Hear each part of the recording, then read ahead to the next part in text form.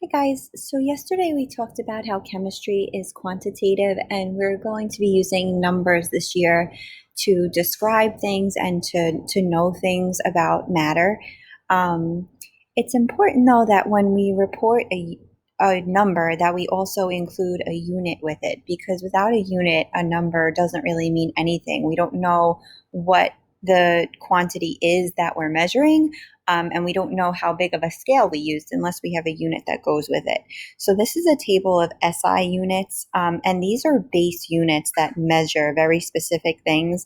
And this is something I'd like you to take the time throughout this unit to look back at and to memorize. You need to know what the SI unit is for certain quantities. So for example, like in the United States, when we go to the doctor and they measure our weight, they measure it in pounds.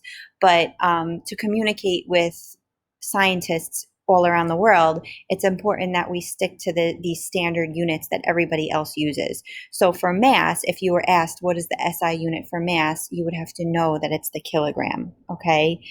Same thing with length. So we drive to school, we say how many miles it is. The SI unit for length is the meter, and that's how we communicate with other places. Okay, so why are these called base units?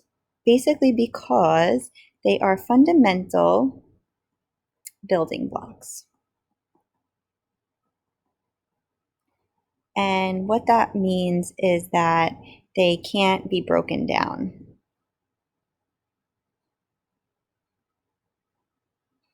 Whoops, can't be broken down.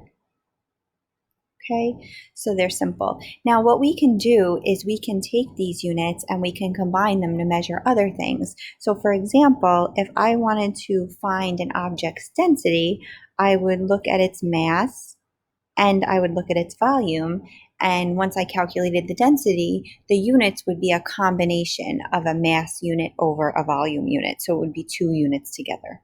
Okay, so let's look closer at density. And if you were measuring a density or reporting a density, it's important now that you stop and think about that what that number is actually trying to tell you. So the formula for density again is mass over volume, and I want to think about three different examples of matter. So let's talk about air. Let's talk about water and gold. So I have three different examples of matter in all three different phases, right? And for simplicity's sake, let's say that I had the same amount of each. Let's say I have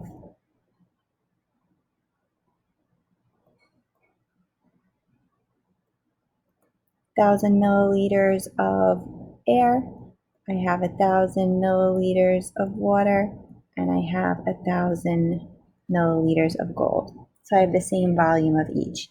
Now, if I were to take all of these samples and weigh them, the air would only weigh 1.28 grams. The water would weigh 1,000 grams, and the gold would weigh 19,300 grams, right? So if I went ahead and calculated those densities, air would have a very, very low density. Water would have a density of 1, and gold would have a density of 19.3. Okay. So they have three very different densities. It just so happens here that the one that weighed the most, the gold, also has the highest density, but you could only use mass to say if something is more dense or not if all of your samples are the same size. So what it means to be more dense is that there's more mass in the same volume. It means that those particles in that sample are more tightly packed.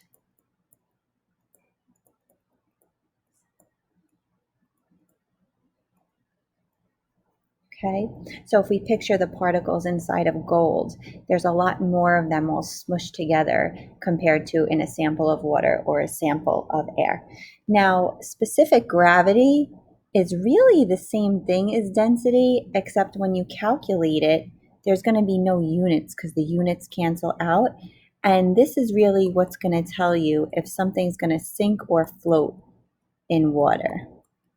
Okay, so specific gravity means you need to take the density of the object, whatever object you're being asked about, and you need to divide it by the density of water. Okay, now let's talk about gold. Gold we just calculated has a density of 19.3 grams per milliliter, right? And the density of water is 1 gram per milliliter. Now, see how the units are the same? The units need to be the same. And that's super important because they need to cancel out. So if you're finding a density and you use a different unit for mass and a different unit for volume, then you're going to need to convert that density so that it has the same density as the standard you're dividing by. And we're going to get into that, but for now you just need to know that they need to be the same. So it comes out to 19.3. Now, because 19.3 is greater than 1, that means that the object is going to sink. So if I took that gold, and I threw it into a tank of water, it would fall to the bottom. If the object has a specific gravity that's less than 1, that means that that object is going to float in water. So that's basically how we use, or what we use specific gravity for. Okay. Let's keep going. So scientific notation, we talked about that in class yesterday too, and how we use scientific notation instead of writing really, really long numbers, whether the numbers are big or small. Sometimes it's annoying to use scientific notation too. It's still a lot of writing. Putting scientific notation in your calculator is annoying because you have to remember to use parentheses. So instead of using scientific notation, if we don't want to change the number itself, we can actually use prefixes to change the unit. And then the number doesn't need to have the times 10 to the whatever power along with it. I'm just going to get rid of this spot right here because I don't know what that is there for. Okay. So for example, let's look at this length that was measured.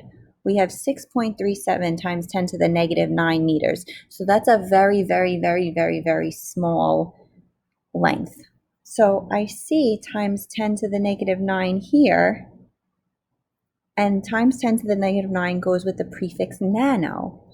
So instead of writing the times 10 to the negative 9 in the number, I can just change the unit meter to nanometer. So instead, I could write 6.37 nanometers, or 6.37 nanometers. So I'm changing the unit instead of writing the number in scientific notation. I made the number bigger, I made the unit smaller. Okay, so what I want you guys to do now, I want you to actually pause the video and I want you to take a look at this little chart here. So it kind of gives you an idea of the relative sizes of things and what those sizes look like as far as scientific notation goes. When you guys see exponents, I want you to be able to visualize how small or how big certain things are.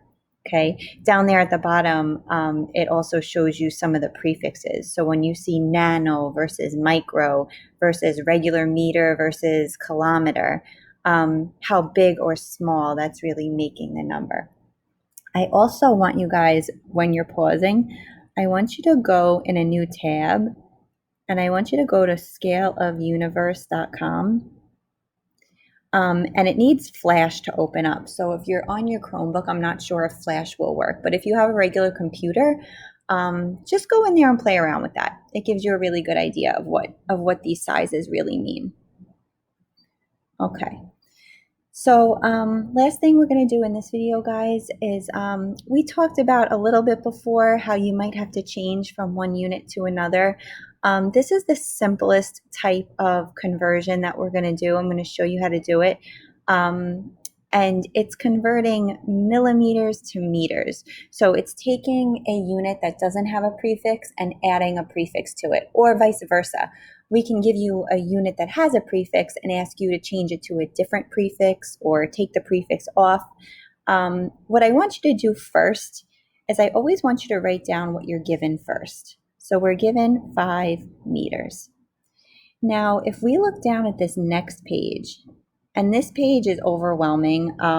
This page will have to be memorized as we go through this unit, but we're going to do so much practice that you'll kind of memorize it without even knowing it. For today, I just want to pay attention to this down here, the metric conversions. So these are conversion factors that help you change the meter or the basic unit to one with a prefix. So all of these numbers are equal to each other in different units. So I know that 1 meter is the same thing as 10 to the third millimeters. Because they're equal to each other, we can actually write them as fractions. So 1 meter is the same as 10 to the third millimeters, or I can write it as 10 to the third millimeters is equal to 1 meter. Now, why is it important to know that you can write it as a fraction and that you can flip it upside down if you need to? To convert from one unit to another, we use the factor label method, which means we use units that we know can cancel each other out. So if I want to get rid of this unit meter, whatever's in the bottom of the fraction will cancel out what's on the top of the one before it. So 1 meter is equal to 10 to the third millimeters. The fact that I put meter on the bottom here cancels out this meter up here. And now I'm left with the unit that the question is asking me about. So how do I solve this? First, I multiply across. What is 5 times 10 to the third? It's 5,000. Then I would divide that by 1. 5,000 divided by 1 is 5,000. So there's 5,000 millimeters in 1 meter. Okay? In our next video, guys, we'll get into more complicated conversions, but I want to stop here at this point so we can get some practice in.